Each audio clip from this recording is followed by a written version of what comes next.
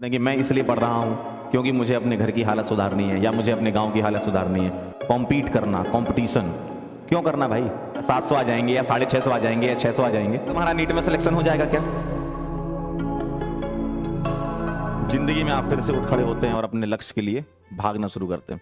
ये वाली चीज, work hard to know what you don't know, ये सही बात है। आपको मेहनत इसलिए करनी है कि आपको ही पता चले कि आपको क्या नहीं करना। देख रहे हो आप? समझ रहे हो? जिंदगी में सब कुछ जानना या सब कुछ पता होना यह डिसाइड नहीं करता कि आप सक्सेसफुल हो जाओगे या आप सेलेक्ट हो जाओगे। मान लो, चलो नीट की ही बात कर ले, हम बातें अपने ही बैच की और अपने ही एग्जाम की कर रहे हैं। क्या तुम्हें सब कुछ आ रहा है इससे तुम्हारा नीट में सिलेक्शन हो जाएगा क्या? या आपको वो आ रहा है जो एग्जाम के लिए जरूरत है?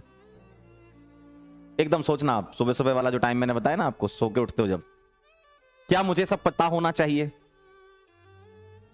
क्या मैं ब्रह्मा बन जाऊं? नहीं।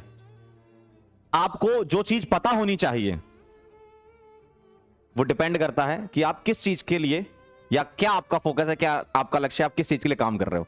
तो अभी आप नीट के पेपर के लिए काम कर रहे हो, तो नीट के रेलेवेंट चीजें आपको पता होनी चाहिए, इसके अलावा आपको कुछ पता नहीं होना चाहिए। यस, रिलेवेंट कंटेंट ही आपका सिलेक्शन करा सकता है। बहुत ज्यादा और सारा पता होने से सिलेक्शन हो ही जाएगा, इसकी कोई गारंटी नहीं है। हाँ, आपको ज्ञान की प्राप्ति हो जाएगी, कई चीजें आप बहुत अच्छे से जानने लगोगे, लेकिन इसकी कोई गारंटी नहीं कि आप नीट में सिलेक्ट हो जाओगे। एंड सेकंड पॉइंट है वो ये है कि आप कभी ना भूलें कि आपने क्यों स्टार्ट किया था। कई लोगों के पास पहले से मोटिवेशन होता है भाई, कई लोग पहले से मोटिवेट होते हैं कि मैं इसलिए पढ़ रहा हूं क्योंकि मुझे अपने घर की हालत सुधारनी है या मुझे अपने गांव की हालत सुधारनी है ना भाई। डॉक्टर आप बन रहे हैं तो कई लोगों का विजन एकदम क्लियर होगा, मुझे पता है, जो मुझे सुन रहे हैं उनमें से कई लोगों का एकदम क्लियर होगा विजन कि मैं कुछ बदलाव चाहता हूं, मैं अगर इस धरती पर आया हूं तो सिग्निफिकेंट चेंज मैं करके जाऊंगा। तो ये मत भूलें कि आपने क्यों स्टार्ट किया है। और तीसरा, कंपटीशन के बारे में भूल जाएं। कंपटीशन वर्ड डराता है आपको। कॉम्पीट करना, कंपटीशन क्यों करना भाई? मैं पढ़ूंगा, मैं अच्छा करूंगा, सिलेक्ट होना होगा तो मैं अकेले होऊंगा ना। अगर इंडिविजुअल की बात करें, आपकी बात करें, तो आप खुद ही सिलेक्ट होगे ना। अब उसमें चाहे तुम 1 लाख बच्चे बिठा लो, चाहे तुम 10 लाख बच्चे बिठा लो, चाहे तुम 50 लाख बच्चे बिठा लो उस कंपटीशन में, अगर तुम्हें पता है कि इतने नंबर पे सिलेक्शन हो जाता है तो आपका टारगेट सिर्फ उतना नंबर होना चाहिए। या आप थोड़ा और ज्यादा सोच रहे हो कि नहीं मुझे टॉप 10 में आना है, तो आपको और मेहनत करनी पड़ेगी।